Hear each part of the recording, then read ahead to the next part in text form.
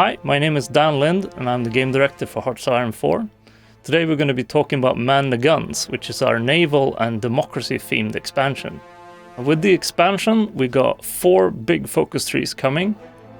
It's going to be America, UK, and both of these are complete revamps of the ones in existence already. And we have 2 new ones, Mexico and Netherlands as well. For America, a country that joins the war quite late, we wanted to make sure there was plenty of stuff to do in your own country. So we have built a Congress mechanic for America, where you have to make sure that you have enough of Congress to support your legislations. And there's several ways of getting this. It's for general gameplay, and you can have things where you promise certain things to senators, say if you build industry in the state, they'll support you, that kind of things. And all this sort of builds up to getting enough power to join the war or do other radical things in the country. And speaking of those, there's 2 really big old history paths other than the democratic or say going more interventionist. One of those is another civil war with the South, and we also have a communist path that deals with the segregation in America. The next country is the neighbor of America, Mexico. As Mexico, you've just come out of a big revolution. The country is not in a really good state. You're lacking most things. You have generals of the revolution causing problems, trying to gain power for themselves. So you also have the church. So you're going to have to deal with how to handle all these factions, decide what to support, which sides to work against. And it depends a lot on your ideology. Heading in the communist way, for example, doesn't mesh very well with the church. Of course, you can also go expansionistic. You can get revenge on America for the Mexican War. And you can have expansions into South America and Central America as well, where you build up a faction of your own and become big enough to challenge the other big players. Our other big major tree is the United Kingdom. And for them, we wanted to focus on expanding the number of options the player have. Previously, it's been the historical path and not a lot of other options. So first, we wanted to expand the democracy options here. So you can try and go for a non-appeasement path, get Churchill in power early, kind of go against the people's wishes, which is going to be a bit tricky, but it lets you do more stuff actively early. And that's up to the player, what kind of trade-offs they're going to have to deal with there. Then there's other old history paths. For example, there are several ways that UK can fall to fascism. You can have a king in power. There's also options towards communism here. Britain, of course, is an empire spanning the globe, and depending on what kind of choices you make here, you can either expand the empire, for example, reclaim the American colonies, or decolonize your empire. And this is something that will happen as you get more extreme, because they might not all support you. And in fact, we've added over 70 new countries to be able to support the splitting up of the empire across the globe.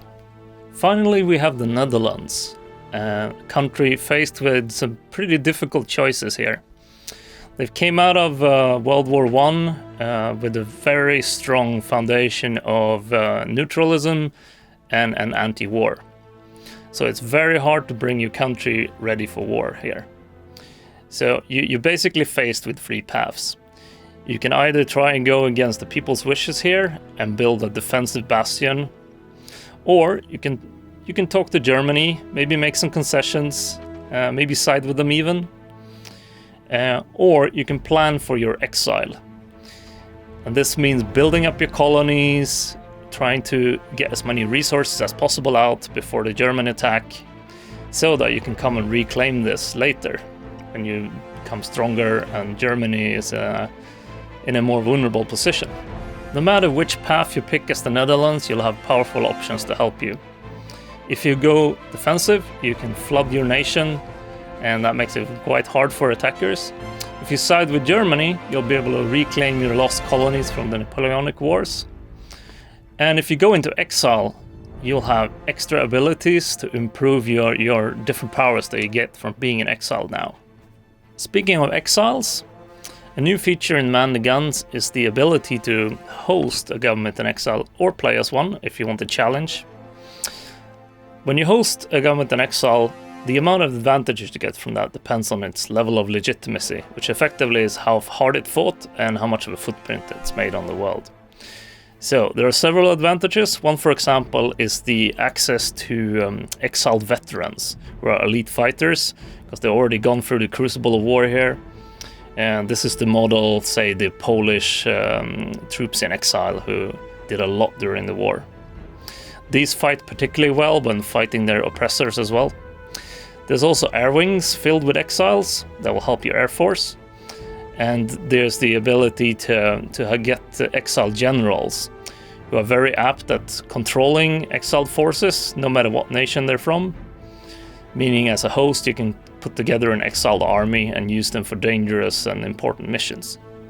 In Man the Guns, we've also added several new options for letting the player control their experience, whether that is for single player or multiplayer. For most of these, we call gameplay rules, and they come in kind of different flavors. For example, you can turn off or turn on certain mechanics to make your rule set for multiplayer fit how you guys usually play with your friends. We also added things in single player where you can kind of guide how you want the different AI nations to play. So for example, say that you're going to play a fascist Britain in Man the Guns, but you want all of Europe to go democratic, or you want all of Europe to go communist, or, well, you can pick paths by country. This lets you set up these like really interesting scenarios of what if that really wouldn't be easy to get to happen otherwise. Like, say, you can play what happens if you go normal history and then you ask, well, I'm going to put America on going communist, for example. How is that going to affect my experience?